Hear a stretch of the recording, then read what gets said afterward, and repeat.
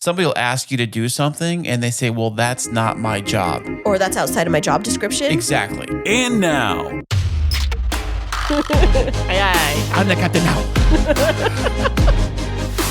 coming to you from the K2 studios in San Diego, California. That sounds great. You sound amazing. I always sound amazing. It's the world famous Everybody's hitting off like BFFs. Chris and Christine Show. Hey, what's happening? How are you doing today? Thank you so much for being here. And I am Chris. And I'm Christine, and welcome to episode 165 of the Chris and Christine Show.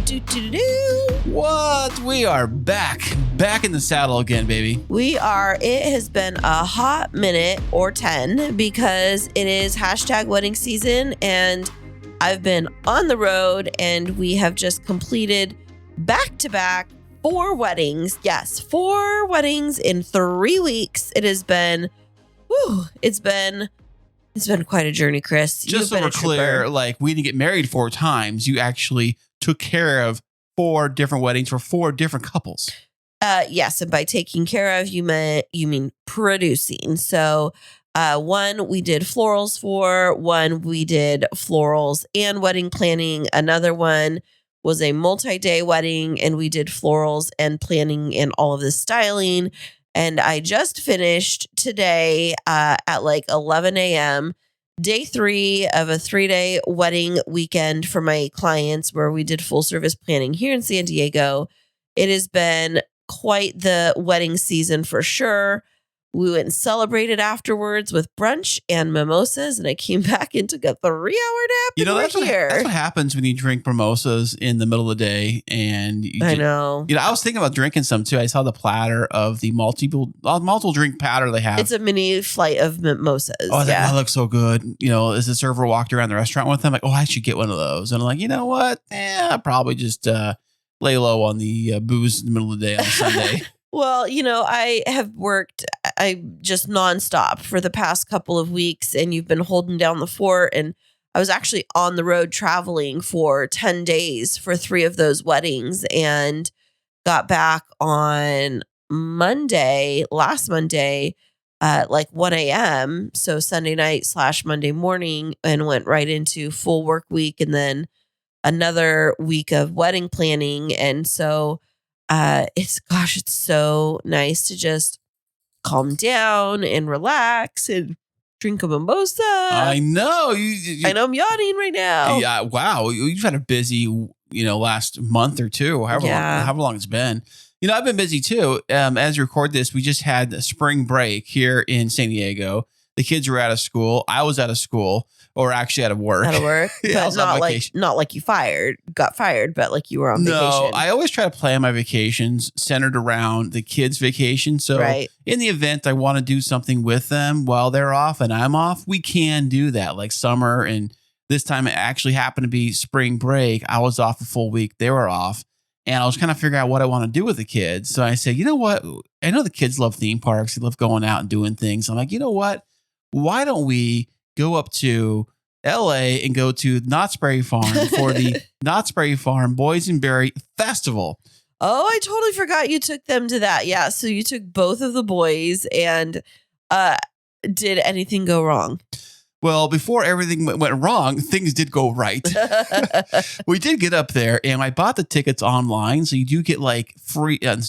When you buy the tickets online, it's a package where you get parking, entrance to the park, and 3 samples of all these multiple berry food themed stations. You see, Knott's Berry Farm is famous for their boysenberries. And didn't you say they invented them? I think they did. Yeah, they invented the actual boysenberry. I think if you have any version of a boysenberry anywhere in the world, the roots of it all come from Knott's Berry Farm. Not the amusement park itself, but the berry farm, correct, yeah. The producers that then make the jam and the jelly, which is what Knott's is famous for. Correct. And during their food festival, every single thing, they have all these crazy food dishes, all, of course, boysenberry infused food. I love boysenberry. It's so good. It's like a combination of a raspberry and maybe a blackberry. And a little bit of blueberry, but not the shape of a blueberry, but it's so good. It is. It's really good. So they're very sweet. They are. And so everything they had there had boysenberry in it. The first time we went to go eat was mac and cheese with like buffalo chicken with a boysenberry drizzle all over it. I had that. It was okay. And that's like, okay. That's not a big mac and cheese fan though. It's like Buddy the Elf. Like, hold on, let me have like mac and cheese with syrup on it. Like, isn't that disgusting? Well, they made it work though. And then and the kids had later, we had boysenberry milkshakes. Those are always good because who doesn't love a good milkshake, especially a boysenberry one? And then here's a kicker. The ones that Mason and I got had a physical donut in the milkshake, a big donut like sticking out the top of the milkshake. And we ate those. And of course, later we had boysenberry stuff. The kids had boysenberry infused. No, it was boysenberry like barbecue sauce with boysenberry in it for chicken wings. Of course, Mason didn't like that. He had to pick all the wipe it off with a napkin because he likes his his wings with those. Dramatic. I know, he's so dramatic. So we rode the rides, and Jacob is all about riding the roller coasters, and Mason's like, they're fun. I'll just go hang out with Jacob because he's my bigger brother, and I'll just follow him around. Yeah. So the first thing they do is they ride a real crazy ride. They ride this new one called Hang Time, and it goes upside down like 8 times.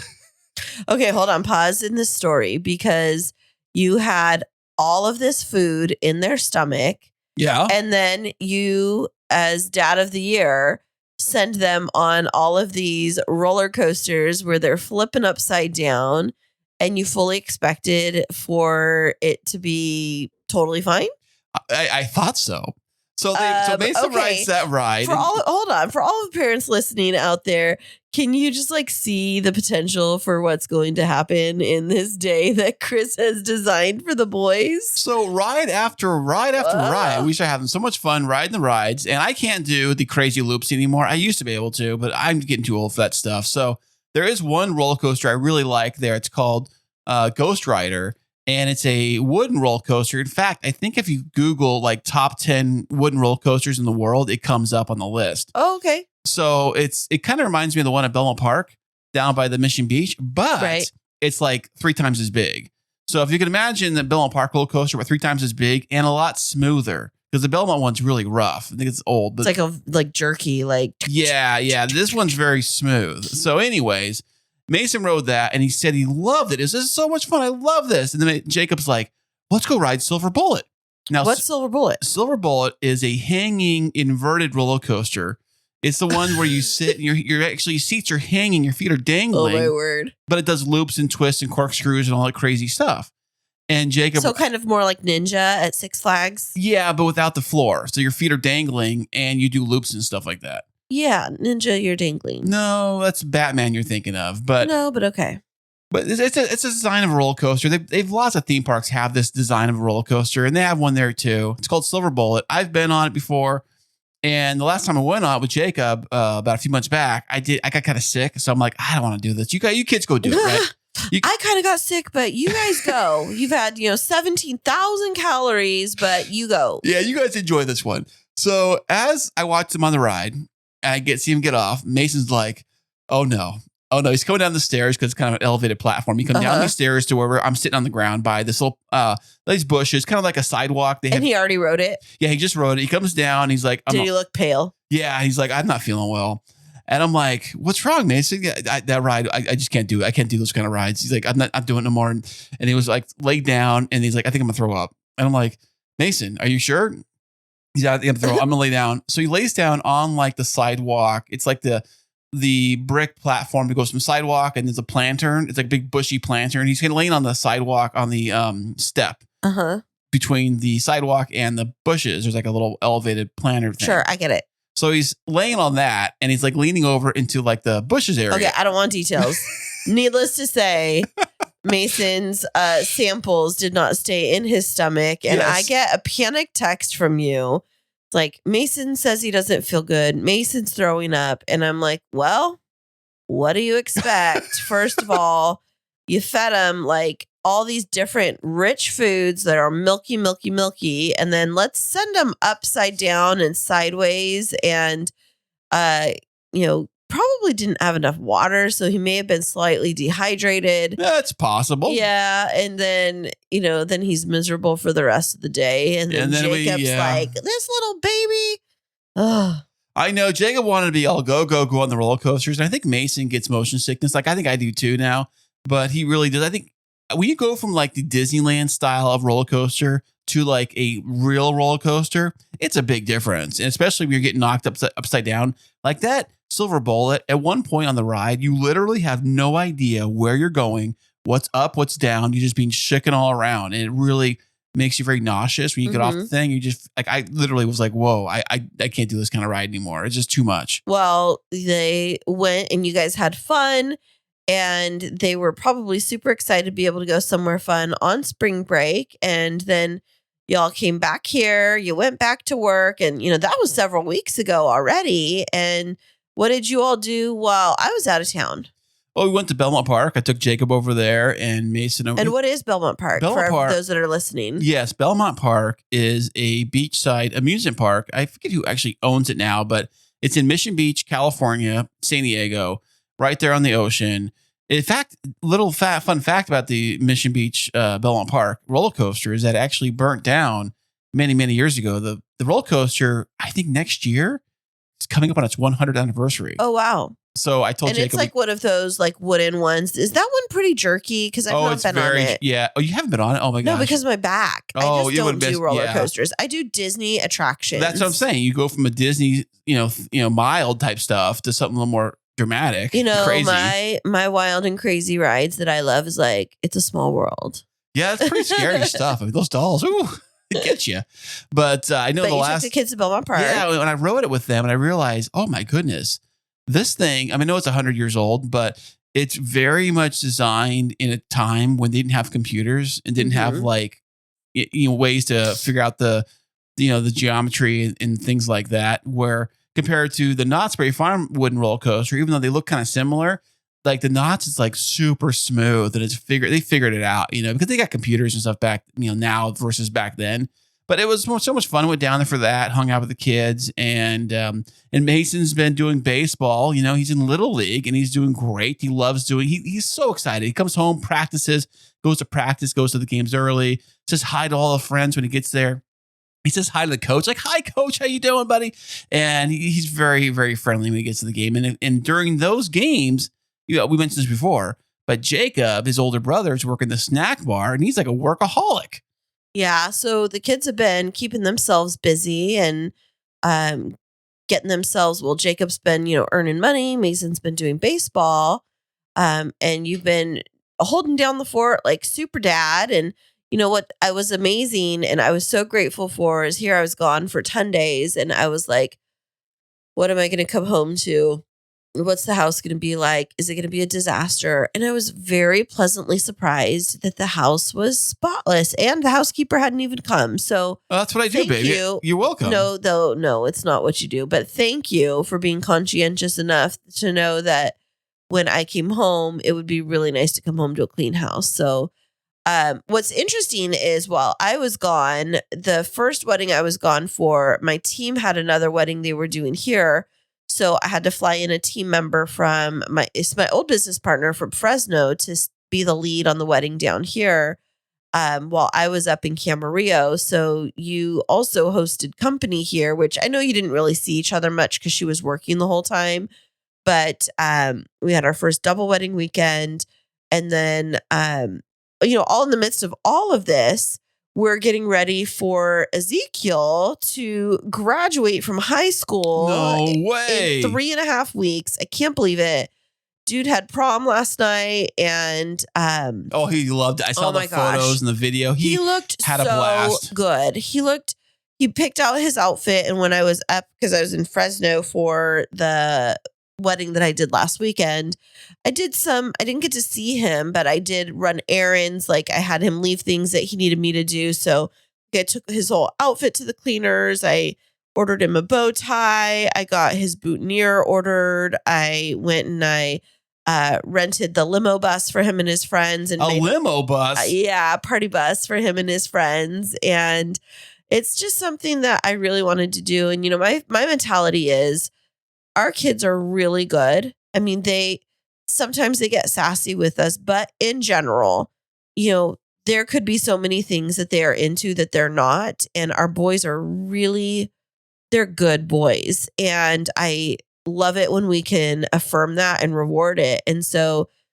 Zeke has friends at high school that are partiers and stuff like that. And he doesn't affiliate with that very closely. He's, really connected now with his church youth group. It's a decision that he's been making. And I just really wanted him to have the full high school experience because he has worked so hard, maintained good grades. He's already registered for community college. And it's just like, I just was so happy for him to be able to go to prom. He didn't want to take a date. He just wanted to go with some guy friends. Oh, yeah. Keep your options open. I get that. Yeah. No, but he wore an all black suit with a white dress shirt and his red and white Air Jordans and a cowboy hat, which I bought for him a while back. And he wanted a bow tie because his favorite comedian, Steve Byrne, wears a bow tie when he does his comedy show. So he wanted to do that. And then I ordered him a boutonniere with a white rose and a red ribbon to go with his shoes. And then he had his really cool sunglasses. He looked so good. And he was sending me videos from throughout the night, just on cloud 9 and so happy. And so, I've been helping him get ready for his graduation. We got his announcements. I've been making his graduation party announcements. And so, overall in the Chris and Christine show household outside of the studio, things have been super busy. And so what I appreciate is that we responded to the needs of our kids and our schedules. And we just, said, well, we can do podcasting in a couple of weeks, but for right now, we just needed to focus on keeping everything running for the household and not overstressing me while I was traveling so that we can come back and be super excited to record this new episode, right? That's right. Fantastic. So anything else been happening that's new for you, Chris, with work? Well, if you mean like podcasting stuff, my clients I have that I do a podcast for, that I create, we actually got them to sign another 6-month contract. That's so exciting. It's very exciting. Not another. The last one was 3 months. So you upgraded them to a 6-month contract. And we met someone today. We're not going to say the name, but we met someone today in the business community that's pretty prominent business name in San Diego. Let's just say they own one of the biggest companies in town. Well, they own franchises, but is interested in your services. And I'm just so proud of you. I was like, that all happened because I was bragging about you because I heard him like making announcements at the place where we were at. And then he stopped by where we were and checking in, just, how are you folks doing? And I was like, you would be great for our podcast. You would be a great guest. And then we started talking and I was like, I got to brag on my honey. Well, you have to talk about it, get to our agent and have them, get that all figured out with that stuff. So yeah, definitely. But this week we have a fantastic guest coming to us all the way from the country of Israel. Have you ever been to Israel, babe? You know what? I have not. My parents have, but this is somebody that's going to help us talk about like empowerment and leadership development. And we're going to be back with her right after this. Are you in the middle of wedding planning and feeling overwhelmed? There's no need to fret, my friend. Christine Smith Designs is here to rescue you.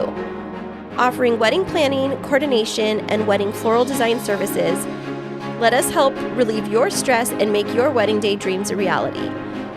Visit us at christinesmithdesigns.com. That's KRISTINE smithdesigns.com and request a free consultation. You'll be so glad you did. And welcome back, everybody. Today we have another fantastic VIP guest. She focuses on women's empowerment and is a podcaster just like us. Welcome to the show, Limor Bergman Gross. Hi, Chris and Christine. It's a pleasure to be here today. Hey, Limor, how you doing?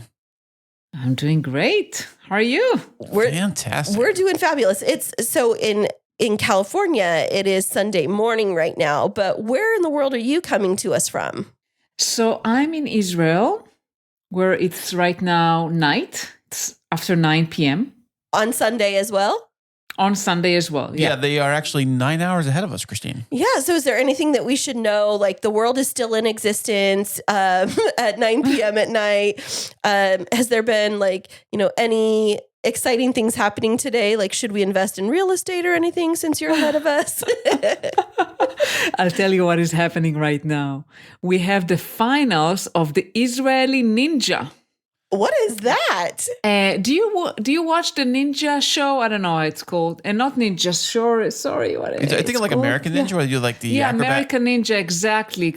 So we have the local one. That's the 5th season.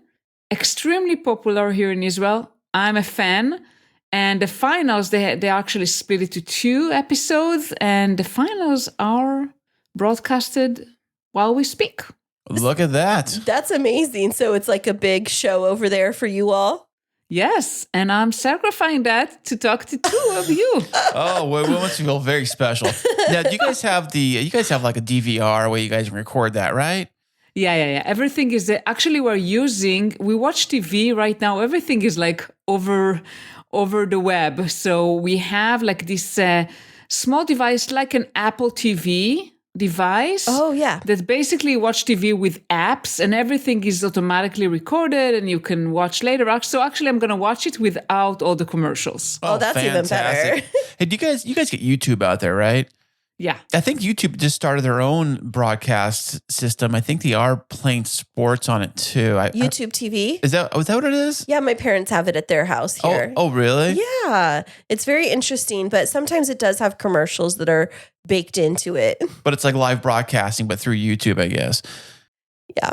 So where in Israel are you located? Are you in a metropolis or in a smaller town area? So I'm in a city called Ra'anana, which is north of Tel Aviv, not very far. You can consider it as a suburb of Tel Aviv.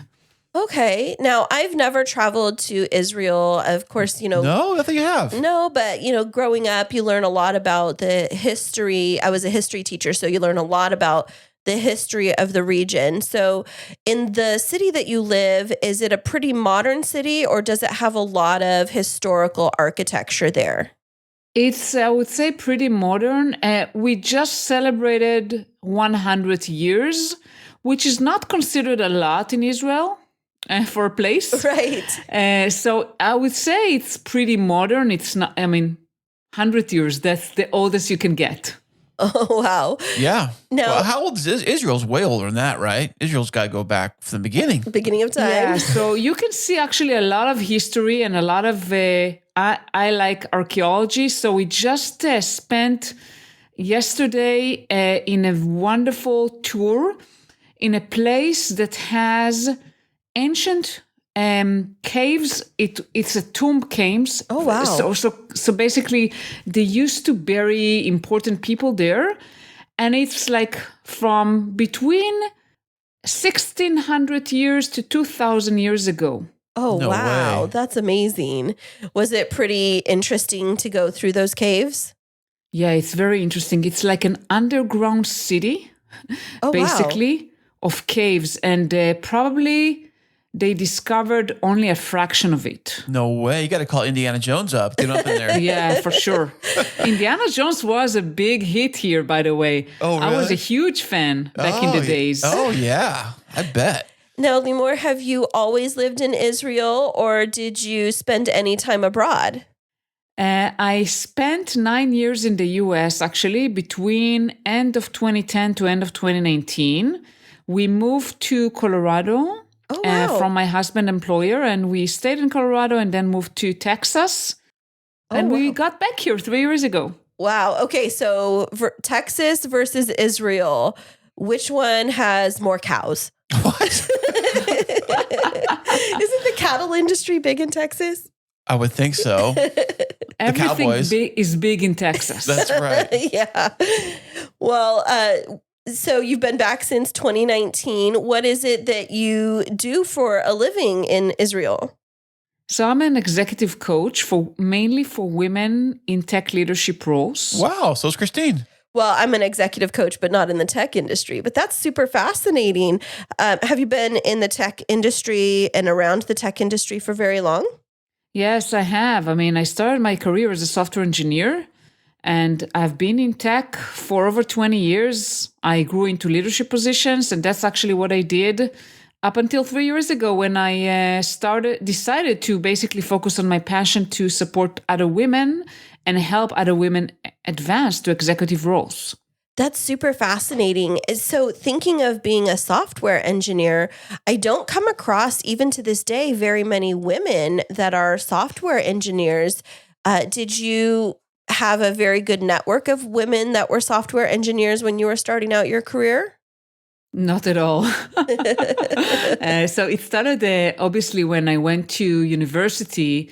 And I remember to this day, the first day of university, and I had the first class. Actually, it was a math, maybe it was calculus. I don't even remember which one, but it was math class. And it was an auditorium of around 400 people. Wow. And there were very, very few women in the room. And I sat next to one of them and we became besties. Uh-huh.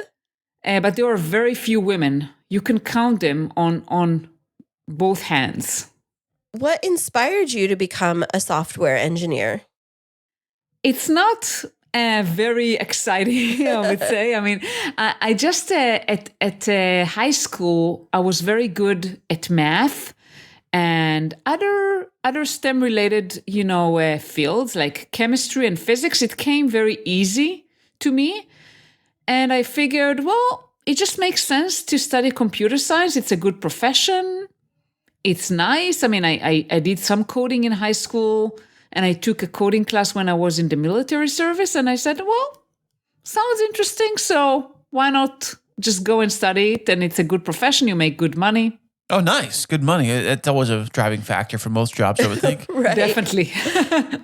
So you mentioned military service. Was that something that's required in Israel for young women, or was that voluntary? It's mandatory. Oh, wow. In Israel, both for men and women. No way. And there are exceptions, but in general, it's a mandatory service. Now, when it's mandatory like that, what age do you find out you're going to be going into service? You go after high school when you're 18 plus. Mm-hmm. So it depends on the role you're doing, but back then it was 2 years for women and 3 years for men. It's changing because women have started to also attend combat units. It wasn't in my times. Actually, it was a big deal here in Israel. That women wanted to be combat, in combat units. They wanted to fly jets. They want to do everything men do. And they are. They're doing wonderful. So for women who go to combat units, they serve more. Oh, okay. That's super interesting. I know that in the U.S., they don't have mandatory military service, but I do know that over the last few years, there have been a lot of conversations about whether or not women are going to be allowed to enter into combat on the front lines. And it's been a big discussion. It seems like you've been a leader in the space of women's empowerment and women's rights, though. When did that start for you? It was gradual. So I started my career as a software engineer, and I was, for the most part, the only woman in the room. I didn't work with many women around me. Not that there were none, but not many. And many times there wasn't someone to look up to at the top. Mm-hmm. Women or people of color or any kind of diversity. And when I grew my career, I mean, it wasn't always easy, and I had to push myself forward and fight for what I deserved. And I had to fight a lot of my own, thoughts, whether I'm capable or not, just because being a minority is not easy. Right. And I think that when I started to lead larger organizations and team, I try to make a difference. I try to hire more women. I try to give women more opportunities. I try to help women who were not pushing themselves to push themselves forward. So gradually, it became more and more apparent to me that this is a life mission that I should pursue. So having experiences of being in your career in Israel and in the United States, did you find it more challenging to promote when you were in Israel or in the United States? I don't think I found much differences, to be honest. I didn't feel like it was harder or easier here than in the US. I felt pretty similar, to be honest. So you think that diversity in corporate roles, really, whether it's in Israel or the United States, they still have the same issues and same problems? In high level, yes. I think that maybe what is different that in the US, there are different kind of minority groups than in Israel. So in Israel, for example, you could be Muslims versus Jews. They could be, women that are very ultra Orthodox Haredi women. Mm-hmm. So there are different kind of minorities. Whether in the US, there would be people of color, or there will be people from South America or from other Latina, cultures. So there will be maybe different minority groups, but in essence, it's not much different. Right, yeah. I was wondering about that because you mentioned being part of a minority group. Did you or do you identify as part of a minority group in Israel, or are you considered part of the majority? I mean, women in Israel are about 50% of the population. Mm-hmm. But I think, and what I want to see is to see that kind of, numbers also at executive roles in tech, and not just in tech. Mm-hmm. The problem is that although women are about 50% of the population, you don't see that representation in executive roles and C-suite. I would agree with that. My doctoral dissertation that I did was in the field of education, looking at the underrepresentation of Latinas, so women of Latin descent that are represented in higher level leadership positions in school districts. And it's very interesting what comes into play to prevent women from getting into those roles. Some of it is external, some of it is because of the system itself, but a lot of it has to do also with women seeing themselves as successful in that role and battling imposter syndrome. Is that something that you see with those that you coach? Absolutely. And you hit basically the nail on the head. That's exactly where I specialize. So what I'm trying to do is to help women change their internal way of thinking, their behaviors, and push themselves forward. And obviously, as you mentioned, there are different factors, there are biases, there are, different challenges. I'm trying to make a difference on the women themselves. So is this something that you do one-on-one, or do you do like corporate coaching, like group coaching with women all together? What's your format? Mostly one-on-one. I also do group coaching. So I do both, but I would say majority right now is one-on-one.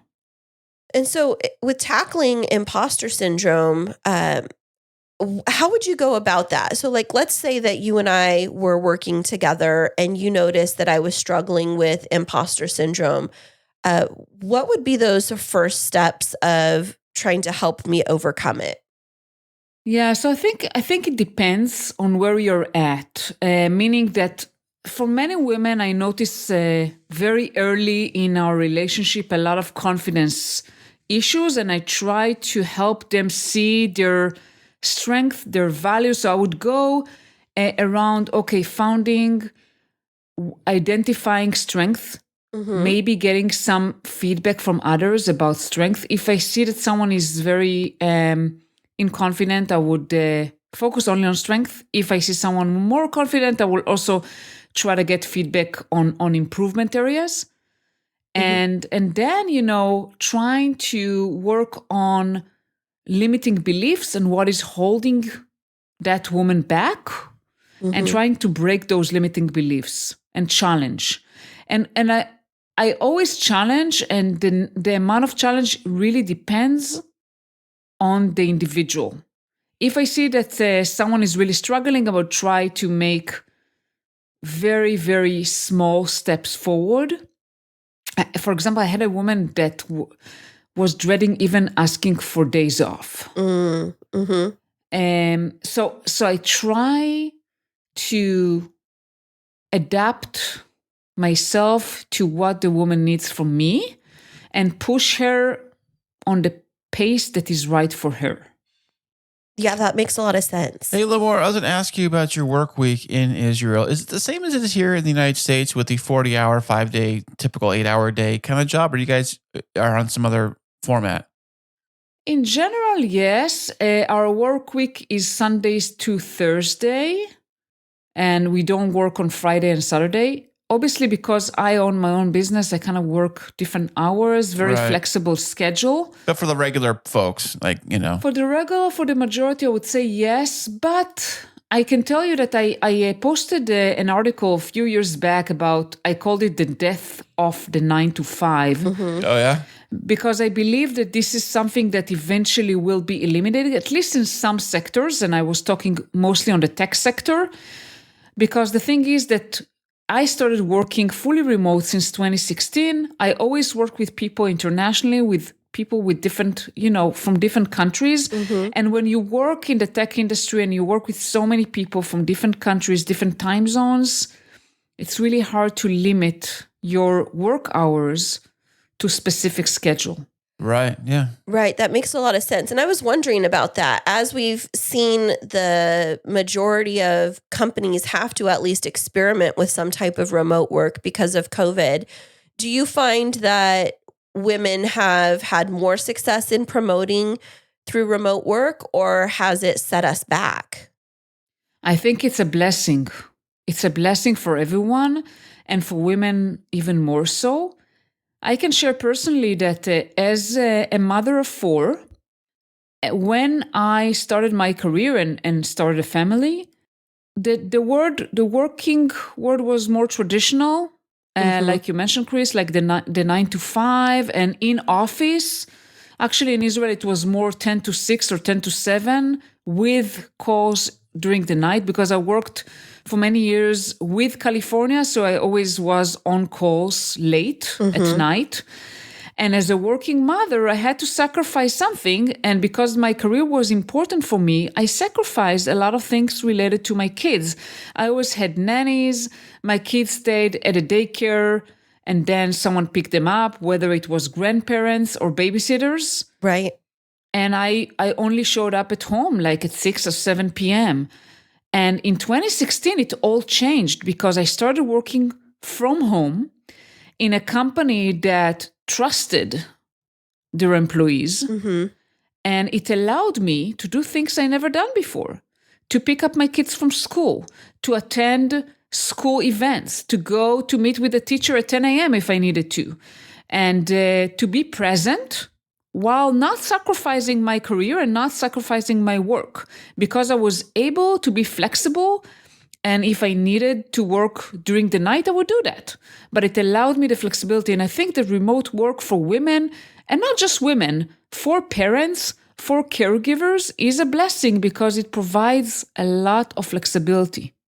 I totally agree with that. So when COVID hit, so I work in education administration, which is typically like the most classic, 8 to 5 kind of version. It's not even 9 to 5. It's 8 to 5 for us, or 8 to 6, because when children are in school, we have to be working to be able to support the schools and the school districts. But when we transitioned because of COVID, for the first time, my employer agreed to remote work. And what's interesting is I had a female friend who she had a child in 2019 and was experiencing some health challenges and had to be on bed rest. And on her behalf, I lobbied human resources and I said, can we create a remote working policy, because she's fully capable mentally to do the work. She just has to be in a bed to be able to, rest for the well-being of her child. And they were like, absolutely not.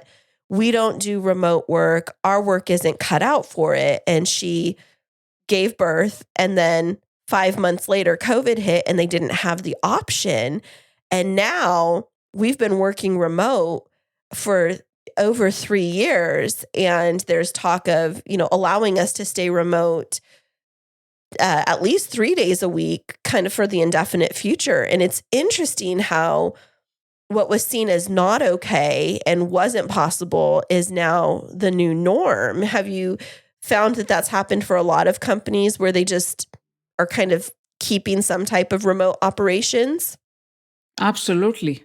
And again, I'm talking about the tech industry. Mm-hmm.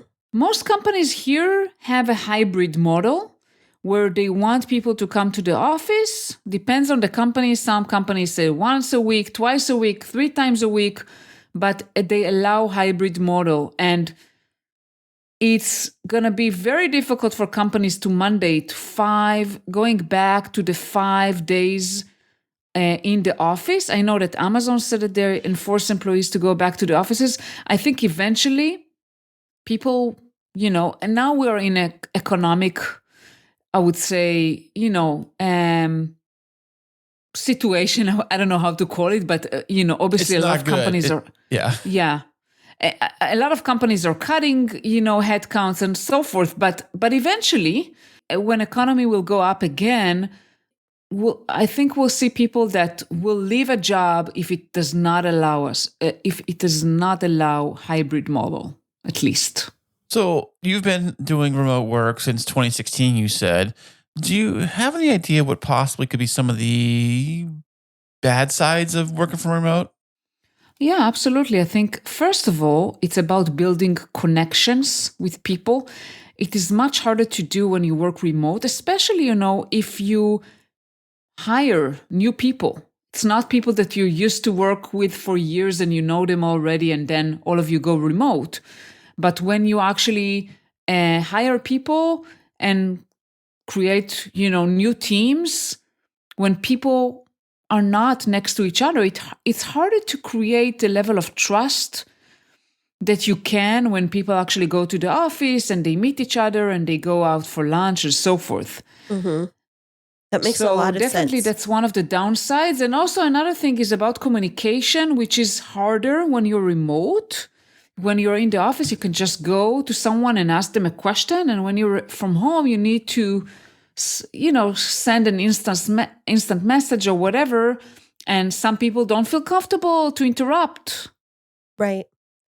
So with that being said, when we think about women in the workplace, one of the things that I've noticed is that when women are trying to promote, one of the best ways of supporting them is through mentorship.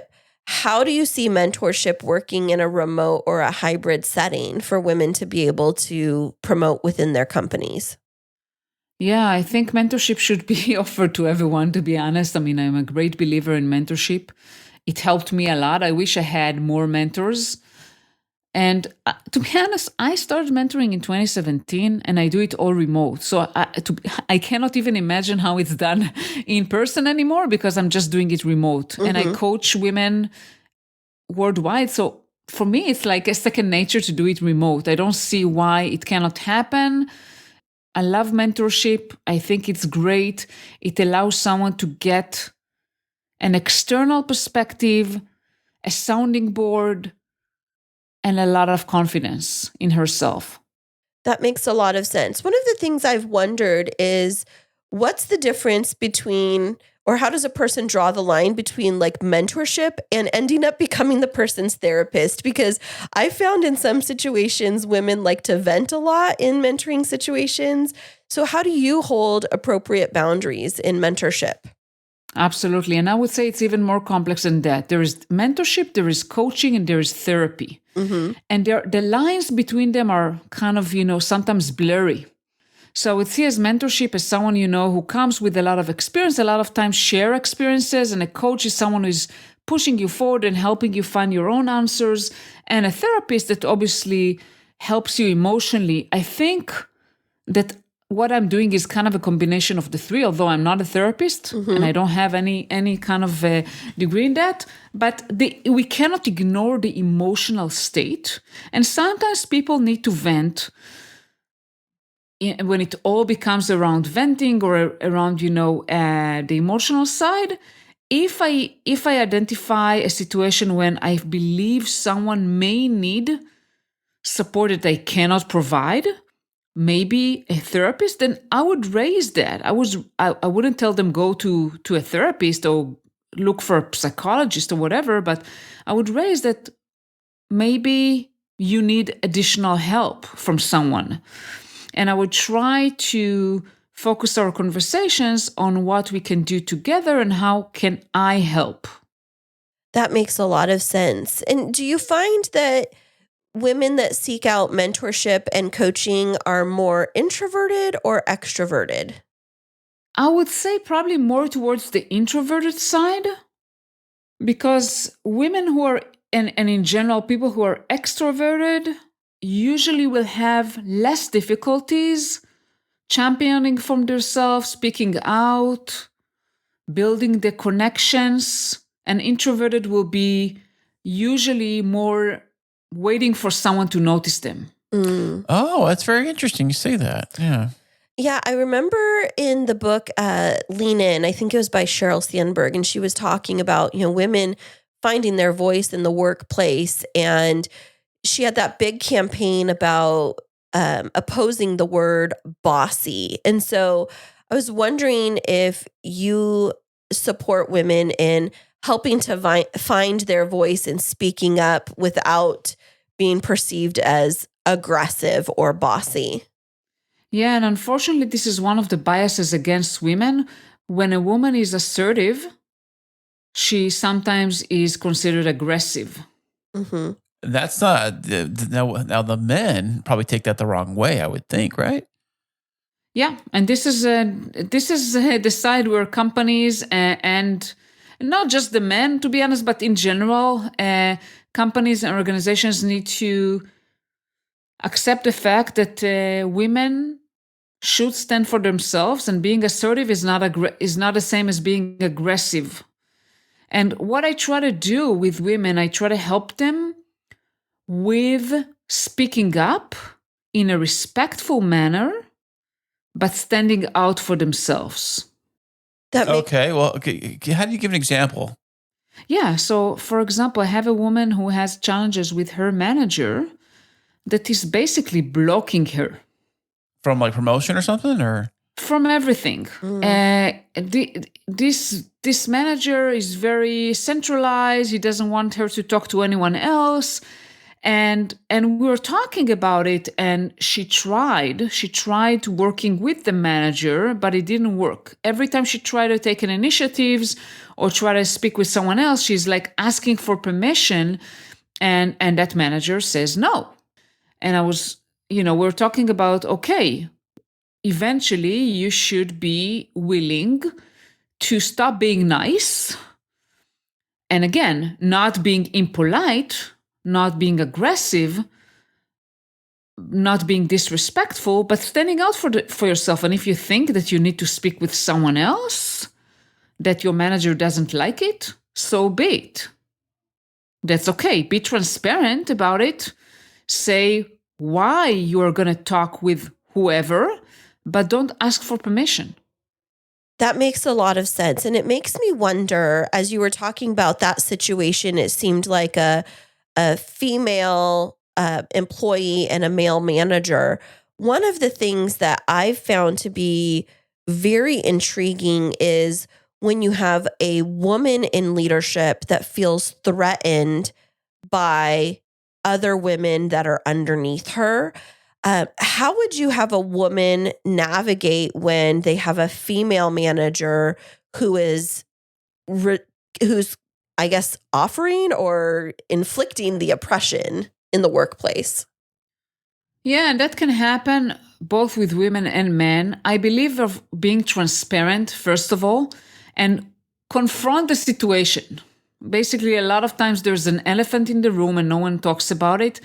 So I recommend just confronting. Again, when I say confronting, is not meaning fighting or shouting or doing anything aggressive, but just saying to that person what you see and what you need to happen. I always also recommend to look at the other person and try to think why they are doing what they're doing and what do they need. Because a lot of time is serving confidence issues. It's serving them feeling, as you said, threatened. Sometimes it's their own insecurities. So trying to understand the other person and see how you can address their needs, but still be able to progress. Yeah, that makes a lot of sense in terms of like trying to navigate. It's so complex, this dance of leadership, especially for women. I mean, Chris, we've been talking for a while. Do you find that men experience challenges in trying to promote too, or do you feel like it's more women?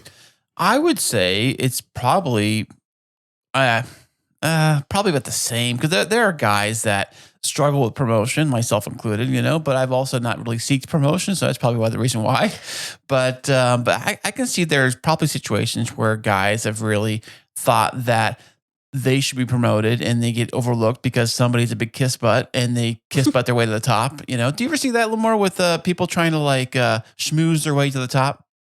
Yeah, I've seen multiple things. I've seen people trying to schmooze their way to the top. I've seen people pushing themselves to the top, right? Being very assertive. To be honest, some people I manage even threatened. I mean, in a way that they said, oh, if you don't promote me, I'm going to leave. Mm-hmm. So different people are taking different tactics. Yeah, I've heard the one where it's like, this other company is going to offer me X salary, and if you guys can't match that, peace out, I'm out of here. Right. Yeah. So that's obviously not the most productive approach if you're trying to preserve your job. So what are your recommendations for people that are looking for a promotion at work, whether they're men or women? How do they go about getting it? Yeah, that's a great question. I mean, first of all, you should work with your manager always to get feedback and to build a plan for your promotion. It shouldn't be like something that, oh, now I need a promotion. It should be discussed in advance as much as possible with your manager, with your HR, understanding what's the next level, what's the expectations from you, what are the gaps, and how. Your manager is responsible for that. That's the part of their responsibility to support you and your growth. And the other thing I would say is I always recommend people to operate already at the next level. So I have actually a man I'm coaching right now, not a woman. Mm-hmm.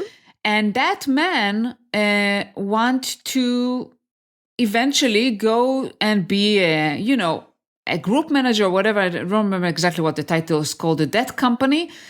And I told him, listen, I mean, think about what a group manager does and what you can start doing today. And it doesn't mean stepping on your manager's toes. What I meant is taking initiatives, doing things that are above and beyond your responsibilities, prove that you're already operating at that level.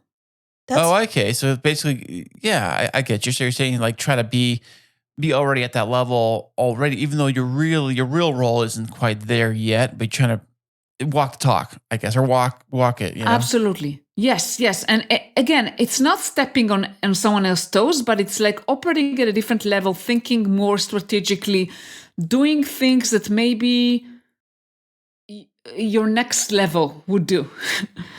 So you just triggered a thought for me. So when I was earlier in my education career, I didn't have any mentors, and all of a sudden, one of the leads of our school district, for some reason, singled me out to coach me, and he wanted to see me promote to be a school principal.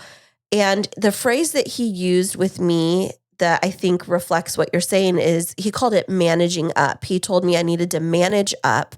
And when I asked him what that meant, he said, you need to exist as if you're in that role already and elevate your thinking to start embodying those characteristics. So the confidence in leadership, the ability to make decisions without being disrespectful. But he used that phrase, and that's something that I've tried to carry with me throughout my career that I think has helped me to be pretty successful, is this manage up kind of concept. Is that what you're talking about? Yeah, although usually when I use the managing up phrase, I mean something different. Okay. I mean usually manage your manager, but yes, I completely agree with you. And personally, I can share that when I was, when I wanted to be promoted to the next level or to expand my responsibilities, I always thought about, okay, how can I prove that I can actually do it? And took initiatives and showed confidence in my manager that I'm capable. That makes a lot of sense. And, one of the things that I'm reflecting on is I don't know how many companies actually have a structure to coach their people on how to aspire into leadership. So, how could you come alongside a company to teach them how to train up their employees so that they see themselves as leaders? I think it's multiple things probably, and it depends on the company. First of all, something more generic is, as I mentioned, right? Trying to, first of all, create clear role definitions, clear expectations of what expectations are from a person filling a role. Because I've seen that over and over again in multiple companies, that the role definitions are not very clear and people are not clear of what is expected from them to be promoted. So at the company level, at the HR level, I would do that first to make sure that everyone is clear on what is expected from a person at each level. That makes a lot of sense. Well, do you get a lot of people that try to say, that's not my job to do, so don't be asking me to do that? Do you get a lot of, how do you handle that kind of stuff between different levels? What do you mean that's not my job? Okay. You'll get, especially in my career and careers I've had, is that somebody will ask you to do something and they say, well, that's not my job. Or that's outside of my job description? Exactly. Oh. Exactly. You know what I'm saying? Yeah. So I think with that kind of response, if I was the manager of that person, an alarm will go in my head thinking, okay, what's the motivation of this person? Because someone who says that's not my job, I would try to understand why they're saying that. Are they demotivated? Or maybe they are kind of people that likes very clear definitions of what the role is and they need to operate between those definitions. So I think I would try first to understand why the person is saying what they're saying and try to influence them to think bigger. But I don't take into account that, basically I take into account that each person is different and think differently. Right. But what I was saying is that, like you're saying, like different, if your parameters of your job are this and that, and they're asking you to do something that's outside those parameters, and you're like, wait a second, you hired me to do these tasks. My role at this company is to do this and this. It's not to do that. So now I'm confused now. Are you trying to move my job around? Are you trying to move my title? Are you trying to move my spot? You're confusing me as the employee. Now I'm totally confused. What am I supposed to do here? Am I supposed to do this or that? I don't even know. Yeah. That's a great example. I think in that case, if the employee is confused, they need to sit with their manager and do expectation matching of what is expected from them in the role and what is expected from them if they want to move up the ladder. You know what? You're giving me an epiphany right now. I'm thinking, goodness, after this conversation is over, I think I need to go and email my bosses. So in all transparency, I've been wrestling. I've been in the same organization for almost 8 years, and we've just had a leadership change because of some complications that I can't get into, but it's a good change. So we have a new leader that's in charge of our organization or at least our division. And I have been trying to promote and been asking to promote and have been hitting the glass ceiling for, 5 years. And so now I'm thinking, maybe I need to take the initiative and email my supervisors and say, I'd love to talk with you about what it's going to take for me to be able to promote, and having that explicit conversation, especially now that I've built a good relationship with our new leadership, who knows that I've been held back for a while. I think it would give me that confidence to just say, hey, here's where I'm at. Here's where I'm operating. What would it look like for you from your perspective, for me to get ready for that next level of promotion? What would I need to accomplish? I think being explicit would be really helpful for me. Great. Yeah. And by the way, I usually I recommend when people approach me with, oh, how would I ask for a promotion or how would I start a conversation? Usually I recommend starting the conversation with asking for feedback. Oh, that's a good one. So like, how am I doing right now at this role I have right now? What are your thoughts on how I am? Like that? Asking for real feedback about how you operate today, about both the things you're doing well, and what are the things that maybe either you're overlooking or you need to do better. And that can open up the discussion about, okay, what would it take for me to go to the next level? So that's scary for me because I'm always worried that it's going to be like a catch-22 situation where I ask for feedback and then all of a sudden I find out I've been doing horribly. I had this one experience when I was 19 years old. I was an intern for a state senator and I thought I was doing great. I got great feedback from the senator. And right before I finished my internship, I sat down with the chief of staff and I asked for feedback, and it was that she wished I would have done more. And here I thought I was doing great the whole time. So how do you help people overcome that fear of feedback? Yeah, that's a great question. First of all, by the way, if that happens, it means that your manager is not doing their job. Because I always believed that those feedback discussions should not be a surprise. When something happens, good or bad, your manager should give you timely feedback, both when you're doing good things and both when you're maybe overlooking something. And if you dread something, it means that you need to do it. That's also my belief. And starting small, and the more you do it, the more you'll feel comfortable with it. Asking for feedback is hard when you are, maybe in your case, you are a little bit traumatized. I would use the word traumatized. I know it's a strong word, but because it's really traumatic when you think you're doing a great job and then all of a sudden someone tells you not. Right. That's exactly what it felt like. Well, you're kind of surprised because you were thinking you're doing great, but then you find you're not. So, Right. It gives you like trauma around feedback in general. And it was at a young, impressionable age. And it was my first experience with getting feedback. And so I think that that's kind of, if you and I were coaching together, I'd say like, hey, Limor, can you help me figure out how to overcome the trauma of receiving feedback from my supervisors? Because I think, as I'm reflecting, I don't ask for feedback a lot because I actually don't want to hear what they say in case it's bad.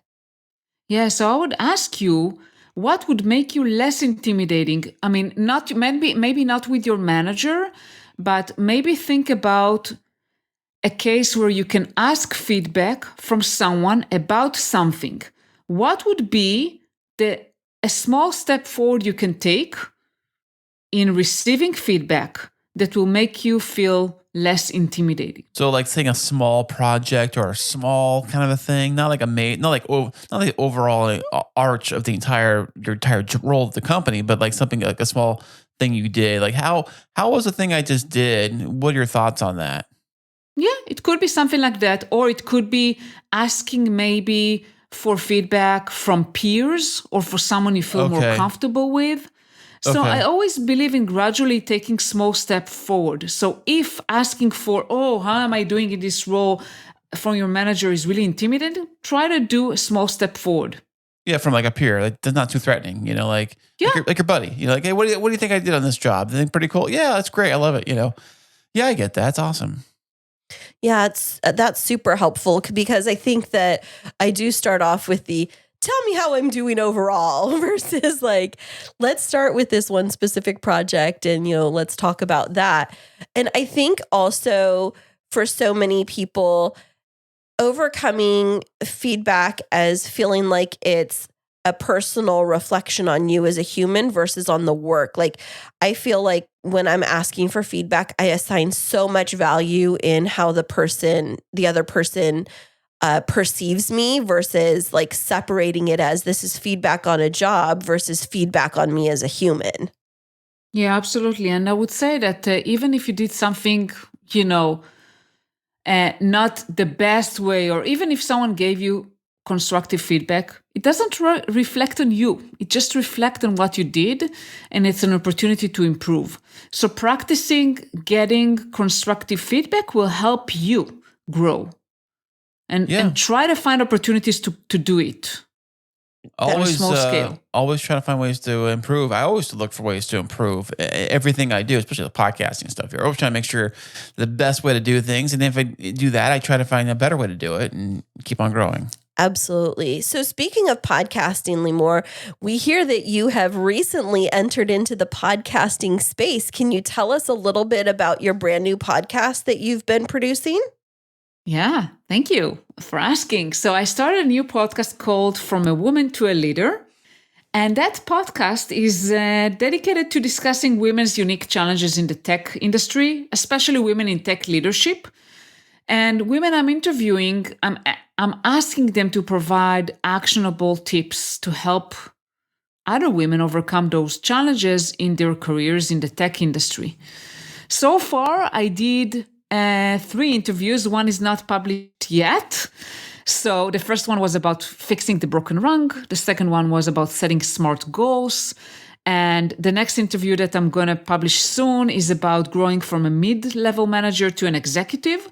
Nice. So I'm trying to bring women in different roles and help other women step up. That sounds amazing. And so how many episodes have you released now? So far, just 3, and I'm going to release the 4th soon. Oh, nice. That's amazing. And so where are you streaming currently? You mean where am I publishing the podcast? Yeah, where can people Spotify. Find it? Uh-huh. I'm using Spotify right now. Okay, nice. It was called Anchor, and now they changed it to podcasters, Spotify.com. Yeah, it was Anchor. Yeah, I know what you're talking about. Yeah. Okay, awesome. Yeah. Are you planning on moving on over to Apple? I think it's automatically streamed so I connected it to Apple and to Spotify and to Amazon and Google. Those are the big ones right there. I think, I always say, like, if you're going to put it in just 2 places, I say Apple and Spotify, probably the number 2. Because, like, if everybody has an iPhone, they're on Apple, they use Apple. And people who have an Android are on Spotify. Out of curiosity, are you Android or Apple? I'm an Apple all over. There you go. Now we're talking. But I did hear that a lot of the European countries, I don't think you guys would be considered a European country, but I heard over there, a lot of them are using Android versus Apple. Like, it's the majority of the phones are Android users. But so in Israel, like, I would say Android is more popular. Okay. Because Apple products are very expensive. Okay. But I'm an Apple fan, so everything is too. Apple. I know. We moved. Christine finally got me to switch over to a MacBook Pro from an old PC I've been using for decades. In fact, we started our podcast on the old PC. It's still here in the tomb. We keep it in over here. PC stands for a piece of something else. Piece of crap. But we are definitely Mac users. I mean, it's definitely been a journey for us as well. But we're excited to hear about your new podcast and that you're getting out there with your message, because as you were saying that you're coaching individuals in more of a one-on-one setting, I think that the podcast platform is going to give you the opportunity to share some of those more universal lessons that women can use. And there is a need for this in the space, because you're right, women are facing so many challenges in being able to overcome imposter syndrome and those self-limiting beliefs that are keeping them from reaching their full potential. Yes, and I want to give the stage for those women who made it and got to leadership roles to help others and to have others listen to them and believe it's possible for themselves as well. Absolutely. Now, Limor, you mentioned that your mentoring and your coaching is an international business. So for our listeners that are hearing about what you do and thinking that they could benefit from your services, how can they reach out to you and consult with you to see if you would be a good match to work with them? Sure. I would say the best place would be LinkedIn. Just type Limor Bergman and you'll find me. And there's a link on my profile to book an introductory session with me. Nice. And I like to point actually people to LinkedIn rather to my website, just because that's where I post all the content. Okay, and nice. People should get to know me better before they even want to talk to me. Right. I'll put a link to that LinkedIn in the links in the link in the LinkedIn and the links in our notes. The show notes. Yeah, I'll put the link in the show notes. Absolutely. And so if anybody doesn't, for some reason, have a LinkedIn profile, how else can they reach out to you? So they can just go to my website, limorbergman.com, and there is a contact me form, and they can just fill it out, and I'll get back to them. Awesome. That sounds amazing. So listeners, if you have piqued your curiosity, whether you're a woman or a man, and you feel like learning more about Limor's services are something for you, definitely reach out to her on LinkedIn through her website and subscribe to that podcast. And tell us again what the name of that podcast is. It's called From a Woman to a Leader. Wonderful. And so subscribe to From a Woman to a Leader, and definitely leave those 5-star reviews, because we know that makes a huge difference for up and coming podcasts. And so, Limor, do you have any last words of wisdom for our listeners? I would just say, go and conquer the world. Believe in yourself. If you don't believe in yourself, find others who believe in yourself more than you do, and that help you. Nice. Absolutely. Well, thank you so much. And we wish you all of the best as you continue your leadership journey. Thank you both. It was a pleasure. Enjoy listening to podcasts and ever wonder, can I make a podcast? But it seems so complicated, and good audio production can take time. What if there was a way to create an amazing podcast easily? Well, now there is. Introducing Podcasting Made Easy from Podtastic Audio. My production team will handle your entire audio production, allowing you to be the star of your show. This is Podcasting Made Easy. How easy? Well, so easy, you don't even have to press record. Now that's easy. Your listeners are waiting. Let's deliver. Sign up for a free strategy call today at podcasticaudio.com/easy. Well, Limor was super fascinating, and I love talking with her about women's empowerment and leadership development, and just in general, seeing yourself as more successful in the workplace. That is always the goal with everybody, to be more successful, I would think, Yeah, absolutely. I hope, but some people don't, but you know. And, I've thought of what it would be like if I had a coach, like a leadership coach outside of my workplace, separate from my business, but related to my full-time job. And I wonder how things would be different for me if I had somebody coaching me like that. Would I be more direct? Would I be more soft around the edges? Because I just find that sometimes I'm a little bit too intense for people. I was thinking about this as things have been happening in my career, and there were some dicey situations happening, and I find myself consistently being the one speaking up against bad situations and then getting called out or singled out because of it. And I was thinking this as I was getting ready this morning, is why is it that I feel the need to be the voice that speaks out when things are unethical? And I don't know what it is where I'm I can't just let that go, whatever it is. If somebody's not doing the right thing, why can't I just let it go like so many other people? And I wonder what that is. Maybe it's just because I was raised with integrity. And, you and I were talking about this the other day about having the inability to lie.